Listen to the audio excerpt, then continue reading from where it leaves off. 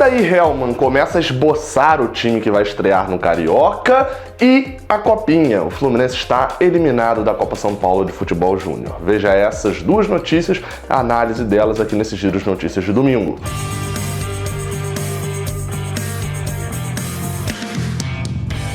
Seja bem-vindo, você guerreiro, você guerreira de todo o Brasil, de todo mundo. Aqui é o canal Raiz Tricolor. Eu sou o Gabriel Amaral, sou jornalista e sou tricolor. O like já tá aqui embaixo? Tô te perguntando. Não tá ainda, né?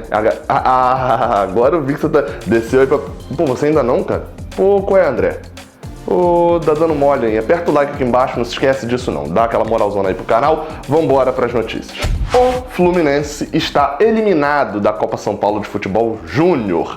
Foi eliminado na segunda fase, uma fase antes do que foi no ano passado, foi na terceira fase no ano passado, depois da terceira fase que vem as oitavas de final, e o Fluminense caiu no primeiro mata-mata, empatando, sai da competição invicto, né, com 3 vitórias e um empate, empatou e perdeu nos pênaltis para o CRB, lá de Alagoas, time nacionalmente da segunda divisão do Campeonato Brasileiro da Profissional, né? Estará na segunda divisão em 2020. O CRB empatou por 1-1 com o Fluminense.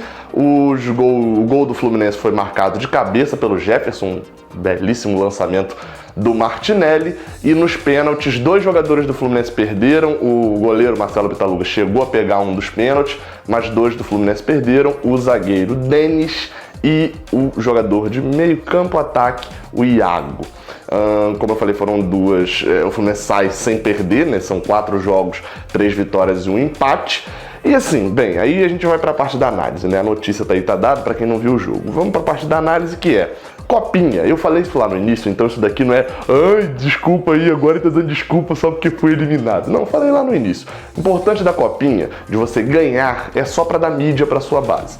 Tirando isso, não tem importância técnica praticamente nenhuma. Basta a gente ver os últimos campeões da Copinha e até mesmo os últimos times do Fluminense que foram muito bem. Aquele time de 2012, por exemplo, que foi até a final, tinha, vamos botar ali, 2 grandes jogadores, que era o Fabinho, né, que hoje está no Liverpool, e que poderia ter sido o Michael, centroavante, que, enfim, teve os problemas deles com doping, né, no caso com drogas. Tinha 2 outros jogadores que se firmaram ali mais no profissional, que foi Marco Júnior e Igor Julião, e só. Ou seja, um time vice-campeão da Copinha que estava sendo indo para os pênaltis até os 43 do segundo tempo e não tinha grandes jogadores. Então assim, a Copinha, como eu falei lá no início, é um torneio muito curto, de um tiro muito curto, com uma sede só. O Fluminense só jogou em Itu, então não é tão simples para se destacar ou ser campeão, não é o primordial na base. O primordial é revelar jogadores que possam ser utilizados no time profissional do Fluminense e que a gente sabe, o mercado funciona assim, que depois de terem sido utilizados no profissional, darem um título, por exemplo, ao Fluminense, serão vendidos para a Europa. Nesse caso, o time ele tem bons nomes, assim, já, né? E que a gente não pode medir só pela Copinha. E não medindo só por esse torneio, eu coloquei alguns nomes aqui que já vinham bem e que foram bem também na minha análise na Copa São Paulo de Futebol Júnior. Lembrando, eu assisti todas as 4 partidas, mas 2 delas não completas. Essa contra o CRB eu assisti do meio do segundo tempo para frente e também uma das partidas da primeira fase, que eu não vou lembrar agora contra quem, eu também não assisti inteira. Vamos lá, os nomes que eu coloquei aqui que a gente pode ficar de olho e que talvez sejam incorporados ao profissional em 2020. É o do volante André, o camisa 5, o zagueiro Luan Freitas e o Luiz Henrique, atacante que jogava pelas pontas, o camisa 10. Outro nome que eu coloquei aqui é o de Calegari. Eu ainda acho o Calegari um pouco verde. Lembrando, Calegari tem 17 anos, vai fazer 18 ainda nesse ano, seria o primeiro ano de sub-20 dele.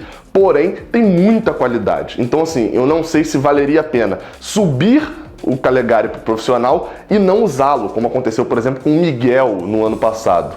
Eu acho que talvez seria mais vantagem ele ter mais um ano de sub-20 jogando ativamente e subir no ano que vem já com uma moral grande, como subiram Marcos Paulo e João Pedro, do que subir e às vezes não serem relacionados, ficar muito no banco e praticamente não jogar no profissional. Acho que isso tem que ser bem dosado. Não é que eu não quero que o Calegari suba, eu quero. Só que eu acho que ele hoje, da forma como ele tá, ele subindo, ele não vai ter vaga para poder atuar com um mínimo de regularidade no profissional. E se for para não atuar assim, é melhor ele continuar jogando no sub-20 e aí sobe para o profissional no ano que vem, já com uma moral a mais.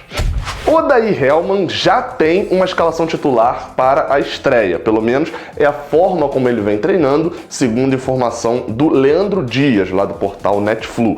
Qual que é essa formação? Vou falar já já, mas o princípio é, alguns desses jogadores que estão sendo titular agora não serão titulares ao longo do ano. O Fluminense tem desfalques para a estreia e o próprio esquema mesmo pode ter variações.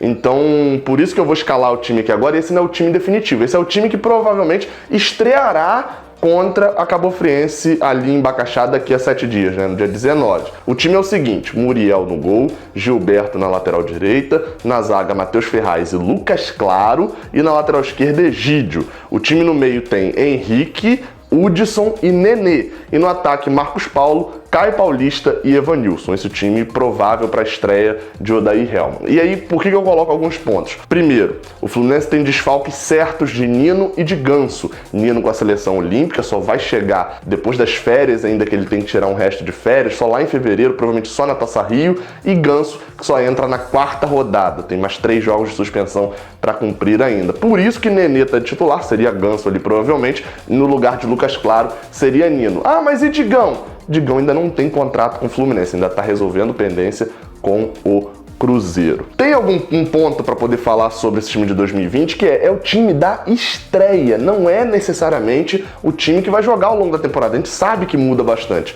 Por exemplo, eu peguei aqui o dos últimos 2 anos. O time da estreia em 2019 contra o Volta Redonda. Foi 1-1, né? Rodolfo, Ezequiel, Digão, Ibanez e Mascarenhas, Ayrton, Zé Ricardo e Daniel, Everaldo, Luciano e Calazans, o time escalado por Fernando Diniz. Sabe quantos desses jogadores terminaram o ano jogando regularmente no Fluminense? Só Digão, e que saiu com 17 minutos, ele sai para entrar Matheus Ferraz nesse jogo. Então, praticamente ninguém. Em 2018, tem uma peculiaridade, que é o primeiro jogo contra o Boa Vista, o Fluminense não botou o time titular, botou o time completo de reservas. Então, a estreia efetiva mesmo foi na segunda rodada, um 0-0 com o Botafogo. O Fluminense foi a campo com Júlio César, 3 zagueiros, Renato Chaves, Gum e Ibanez, na ala pela direita Gilberto, na ala pela esquerda Marlon, no meio de campo com Douglas, Jadson e Sornossa. O ataque com Marcos Júnior e Pedro, time escalado por Abel Braga. A gente vê que esse time também vai sofrer grandes mudanças em relação àquele que fecha o ano contra o Atlético Mineiro, o América Mineiro no Maracanã. O que eu quero dizer com isso? Que esse time não necessariamente vai jogar junto o ano todo. Alguns jogadores podem sair, alguns jogadores com certeza vão entrar, como eu falei, Nino e Ganso têm contrato e não poderão estar na estreia, sem contar outras possíveis contratações que são especuladas, como Fernando Pacheco também, que mesmo se já tivesse contrato efetivo, que ainda não está efetivamente assinado, mas mesmo se tivesse, também está com a seleção pré-olímpica do Peru, e tem algumas outras contratações que estão tentando ser viabilizadas. Então, nesse caso, não vai ser esse time para sempre, mas algumas coisas chamam a atenção. Por exemplo, um detalhe até que o Leandro coloca lá na matéria dele, é de que o meio de campo do Fluminense somado, 3 jogadores somados, dá 103 anos, Henrique, Hudson e Nenê. E o ataque somado dá pouco mais de 50 anos, com Marcos Paulo, Evanilson e Caio Paulista. Então, assim, chega até a ser engraçado toda essa divisão, né? Outro ponto que é colocado também é sobre os laterais. Ele não coloca isso lá, né? Isso já é uma análise minha. Sobre os laterais, o Fluminense jogar com Gilberto e com Egídio são laterais que não tem como sua principal característica, para se usar um eufemismo, a marcação. Então o Fluminense pode ser que continue com problemas na cobertura dos laterais. Vamos ver como é que Henrique e Hudson vão cumprir essa função de cobertura e como os 2 próprios jogadores, tanto Gilberto quanto Egídio, terão a marcação. É bom a gente sempre lembrar, e eu vou falar mais disso no pré-jogo lá contra a Cabofriense. Não vamos nos iludir contra cabofrienses, portuguesas, Boas Vistas e etc. A gente tem que entender que serão adversários bem mais fracos do que a gente terá ao longo do ano. Mas é bom para ver posicionamento, ver estrutura de jogo e ver também se esse meio de campo lento vai funcionar de uma maneira dinâmica ou se a gente só vai conseguir vencer nesse meio de campo, não necessariamente lento, né? Eu falei mais velho. Esse meio de campo velho vai funcionar de uma maneira lenta ou se dentro da dinâmica de jogo, mesmo contra um Boa Vista, um Cabofriense, a gente vai conseguir vencer e mostrar que efetivamente a gente pode pegar clássicos. Lembrando, já em janeiro o Fluminense tem 2 clássicos.